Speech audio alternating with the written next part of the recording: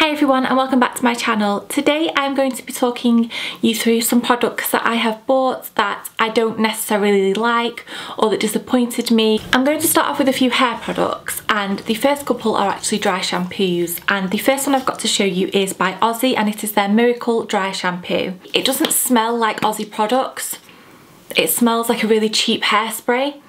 And when I bought it, I actually thought that they'd packaged their hairspray in the wrong bottle because I just couldn't.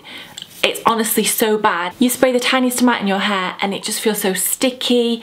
It didn't add volume. It was just, my hair went really clumpy and horrible, and I just wanted to wash my hair as soon as I'd put it in. It's like, I hate it when you put something in your hair and you can't run your fingers through it. So this definitely I would give a miss. The second one I have to show you is something that I was really disappointed in, and it is the Ruth Crilly Collab Dry Shampoo, and this is the New York Fruity Fragrance. Love the scent, smells gorgeous.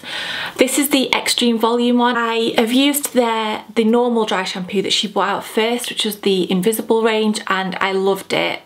I'm wearing it today. You spray it in, you literally can't feel it in your hair. So I wanted to try the Extreme Volume one because I do like my hair to have that extra bit of This really, I just didn't get on with, and it feels really chalky and just like there's a lot of excess product in my hair, and I just really didn't like it. The next thing that I've got to show you is from Charles Worthington, and it's his Volume Salon Finish Must Up Texturizing Spray.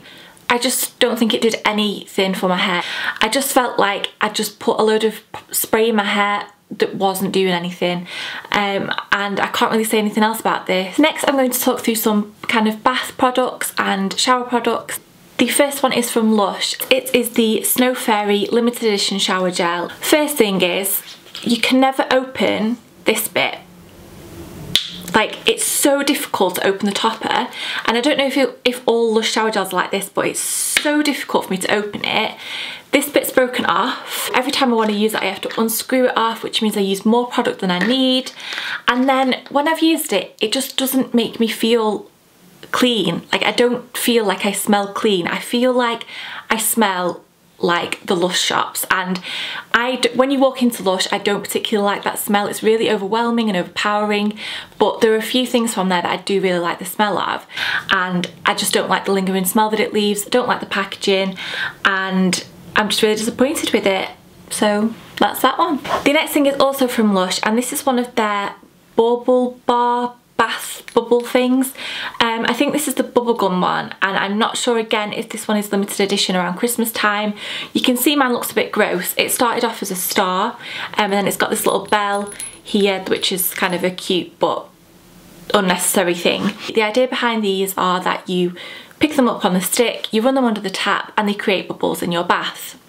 They do. The thing that I didn't like about this was you don't need an awful lot to create a lot of bubbles. So you could literally just use a tiny amount of this and you've got a bath full of bubbles. And you put it to the side to dry in the bathroom, and it takes forever to dry, and it just looks horrible. It looks gross, sat on the side of the bath. I've obviously got half of this left, and I just couldn't stand having it on the bath anymore because if it got a little bit wet, pink would just run off it. It would get everywhere. It's just so messy, and it lasted me for ages. So I think this was about £7, so definitely worth the money because it does last a long time.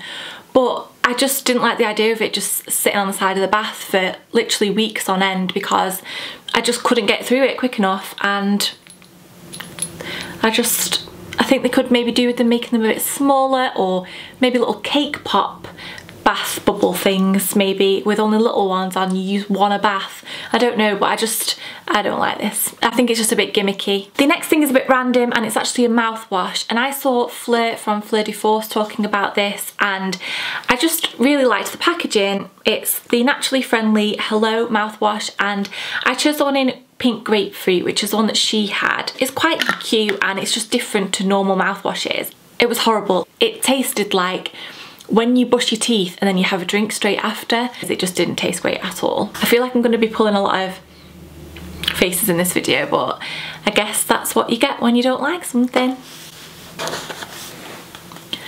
The next thing isn't something that I necessarily didn't like, it's just something that is kind of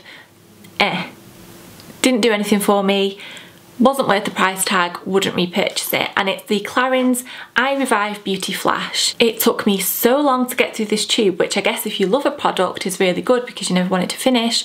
But when you don't really like something, it was like the never ending eye cream. And I just really don't think it made any difference to my under eye area. I like to use creams in the morning that are quite brightening, and I like to use eye creams at night that are quite thick and moisturising, and this didn't fit into either of those categories.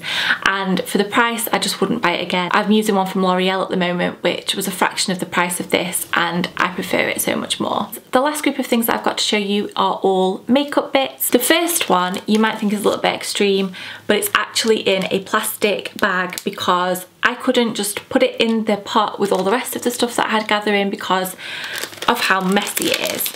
This is the Maybelline Brow Satin Brow Pencil. The idea behind this is that on one end you've got the pencil, and on the other side you've got this thing that when you take it off,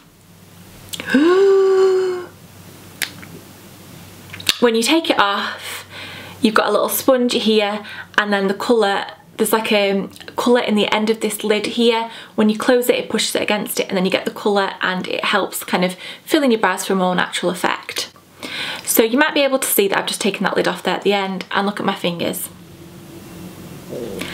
The packaging of this was a nightmare, and I couldn't work out what it was in my makeup bag that just kept making me have black fingers, but all of the packaging was rubbed off it.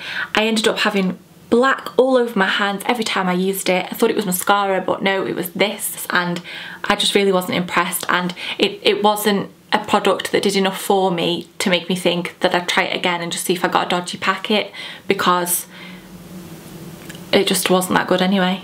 Next, I have two things that I have actually written a blog post on, so if you want more detailed kind of review, then I'll leave that down below. And these are the Max Factor Excess Shimmers, and I have the shade Copper and also Bronze, and I really wanted to like these.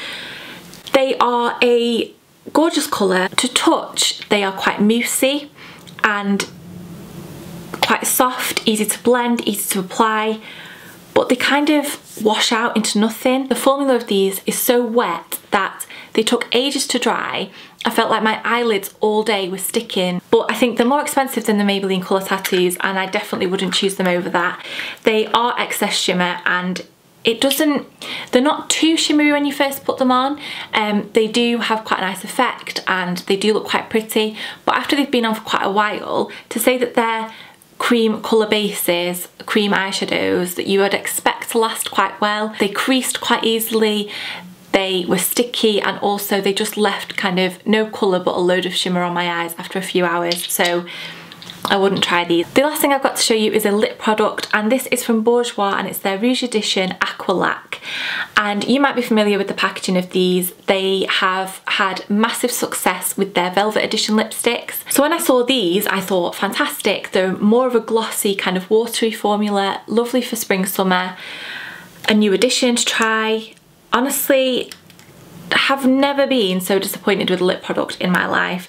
And I know that's like a big bold claim. The colour that I chose is 02. It's a really nice everyday colour. When you swatch it on the back of your hand, quite a lot of colour comes off, but when you put it on the lips, it's like a clear gloss, and literally after about half an hour it's worn off my lips and it looks like I've got nothing on. I just don't think they're worth it at all. I think there are better things out there that if you want something that's a kind of a light shine, a light wash of colour, go for something different. These are just not good at all. And that is everything that I've got to show you today. I hope that you found that quite interesting. If you have any questions, please let me know in the comments. Please, please, please subscribe to my channel. Any comments, leave in the comments down below or tweet me. I am at Amy L Farquhar on Twitter, but I always leave all of my social media links and my blog page and anything that I've talked about in the description box below. So I hope you're having a lovely day, and I will see you on Sunday. Thanks for watching. Bye!